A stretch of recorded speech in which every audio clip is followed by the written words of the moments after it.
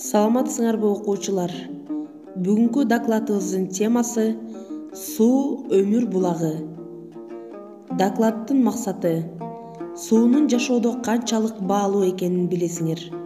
Сууну сыйлоого, аны аздектеп алууга үйрөнөсүңөр.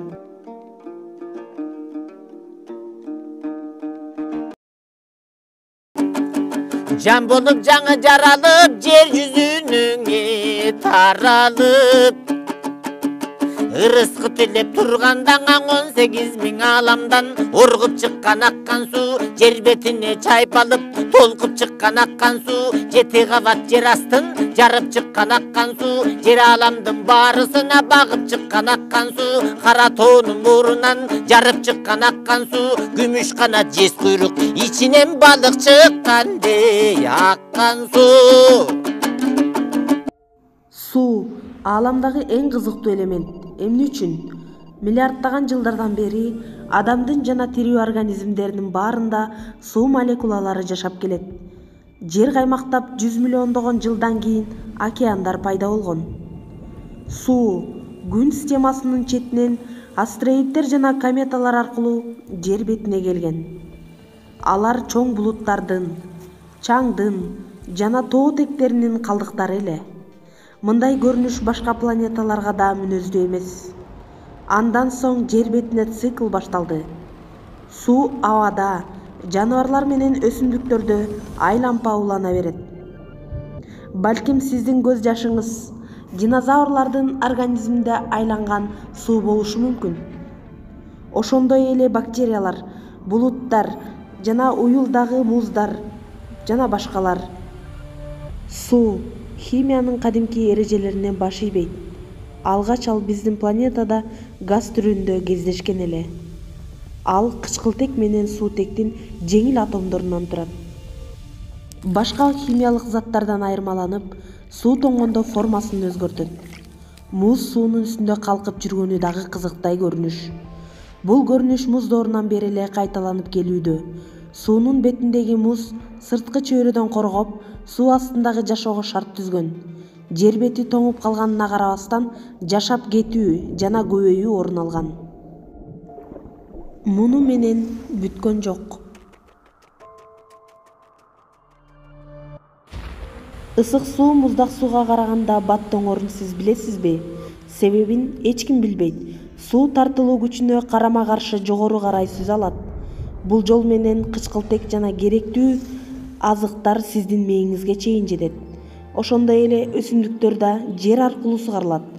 Анан дагы күн системасындагы суу көп эле кездешет. Биз мурун жер бетинде суусу мол биз эле деп ойлогонбуз. Бирок чындыгында күн системасында дагы жана анын сыртында дагы суу бар. Эми биз Айда, Марста, жада калса Плутондо да суу бар экенин билебиз. Каякта суу болсо, ал жакта жашоо болушу мүмкүн. Суу суутек менен кычкылтектин химиялык бирикмеси. Туман, булут, жаан, кар, мөңгү, муз болот. Сууда көпчүлүк заттар жакшы эригендиктен табиятта таза химиялык суу кезикпейт. Андагы эриген заттын түрүнө жараша суу тузсуз, туздуу жана өтө туздуу рассол болуп айырмаланат. Тузсуз суу тиричиликте чоң мааниге ээ. Жер шарынын 4/3 бөлүгүн суу менен капталып дайыма жаратылышта айланып жүрөт. Жер бетине 60%га жакыны тузсуз сууга муктаж. 5 миллиондой киши суунун жетишсиздигинен же сапатсыз болушунан түрдүү оорулар менен жабыркашат. Суу ресурсунун көбүн ичүүгө жана өнөр жайга жараксыз. Туздуу деңиз жана океан суулар түзөт. Суунун азыктык касиети болгондугу менен тирүү организмдердин составдык бөлүгү болуп эсептелет. Өсүмдүктөрдө 90%, адамдарда 60%га жакын суу болот. Организмде белгилүү санда туруктуу болушу тиричиликте зарыл шарттардын бири. Организм керектөөчү суунун саны жана андагы туздун составы өзгөрсө, тамак сиңирүү, кан пайда болуу процесстери бузулат. Суусуз организм менен айлана чөйрөнүн ортосунда жылуулук алмашуу дененин туруктуу температурасын сактоо мүмкүн эмес. Адам суусуз бир нече күн жашай алат. Эгер ал 1 литр 1,5 литр суу жоготсо чаңкай баштайт. Дене салмагынан 6-8% суу жоготсо жарым-жартылай эстен танат. 10% суу жоготсо суюктук жута албай калат. Ал эми 12% суу жоготсо адам өлүп калышы мүмкүн. Адамдар иштеген ишине, чөйрө шартына жана тамактанышына туздун санына жараша орто эсеп менен күндө 2 литрден 4 литрге чейин суу ичиш керек. Суткалык орточо керектөө 2,5 литр суу. Сууну ашыкча ичүү жүрөк кан тамыр системасын күч келтирип, көп тердетет. Тер менен кошо туздар чыгат. Организм алсызданат. Ичилүүчү 1 литр сууда 0,2ден 2 миллиграммга чейин минералдык заттар болот. Алар организмдин физиологиялык процесстеринде чоң роль ойнойт. Мисалы, сууда фтор жетишпесе, тиш чирийт. Ал эми ашык болсо, ал карарып тактар пайда болот. Сууда кальций, магний, темир, туздар көп болсо, шорду суу деп аталат. Андагы жашылча эт жакшы бышпайт. Чай жакшы чыкпай, даамына да келбейт. Кир жууганда самын көйүрбөйт. Үй шартында шорду сууну жумшартуу үчүн кайнатуу керек. Эгерде сууда темир көп болсо, суунун түсү өзгөрүп, темир даамданат. Аны кайнатканда идиште кызыл күрөң кебер пайда болот. Жер шарындагы жалпы суунун запасы 1386 миллион километр куб. Ар бир кишиге 270 миллион километр куб суу жетмек. Башкача айтканда, бул суу менен миллионер шарды жыл бою камсыз кылууга болмок.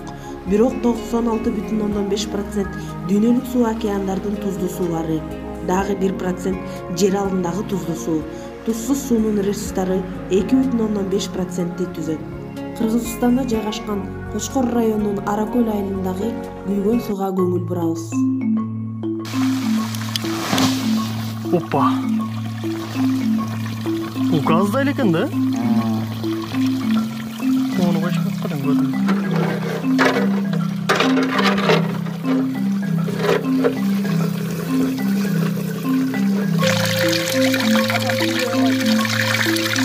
Gaz da eкен да ой?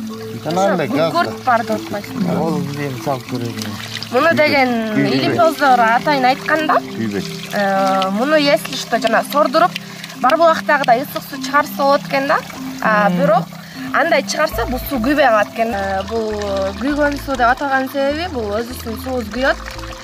Жана көптөгөн ооруларга пайдалуу, мисалы кожный жараларга, мисалы аллергияга, зарынага жана одышка болуп ооруган адамдарга аябай жардам берет.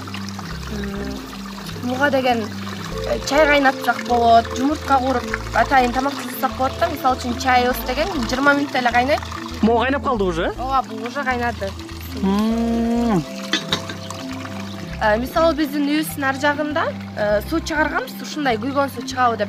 Бирок ал жактан чыкпай эле таза суу чыкканда ушул жерде Кудайыбыз берген ыйык жерде ушул жерден эле күйгөн суу бар да. Ар кайчактан келишеби көргөнгө, кызыгып? Мисалы биздин болжолубуз менен айтканда бир күндө 100 киши келет да. Бул жака туристтер көп келишет.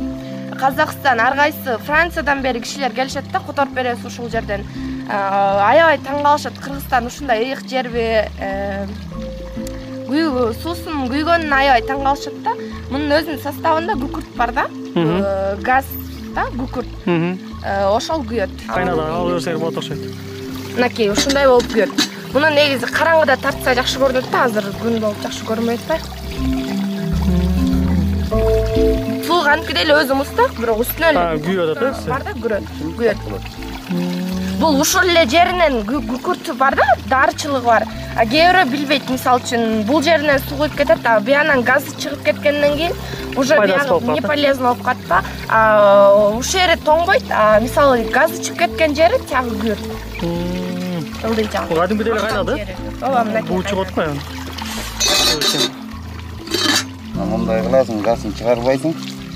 Крышкасында ичинен толгондон кийин ушундай кылып бекитип аласың. Газы менен, Газы менен. Болду. Газ чыкпайт да, ол кетет бүтү. Атайын ушундай алып барып тияка эме кылыш керек да.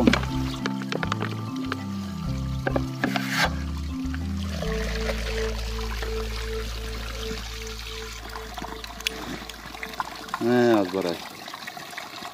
Борбор Азиянын суу ресурстарынын 40%-ын Кыргызстанда жайгашкан. Өлкөдө таза суунун булагы болгон 5000ден ашык мөңгү бар. Башкача айтканда, мөңгүлөр Кыргызстандын аянтынын 4,2%-ын түзөт. Кыргызстан Борбор Азия аймагындагы суу ресурстары өз булактарынын эсебинен камсыздалган жападан жалгыз өлкө. Кыргызстан жылына болжол менен 10-12 миллиард куб метр суу керектейт. Мындан орто эсеп менен киши башына 12 метр куб суу керектелет. Суунун 6% өнөр жай тармагында, 3% коммуналдык тиричиликте калган. Калган бөлүгү ишинин башка түрлөрүндө сарпталат. Суу сыйлаган зор болор, суу кордогон кор болор демекчи, ар бир тамчы баалуу.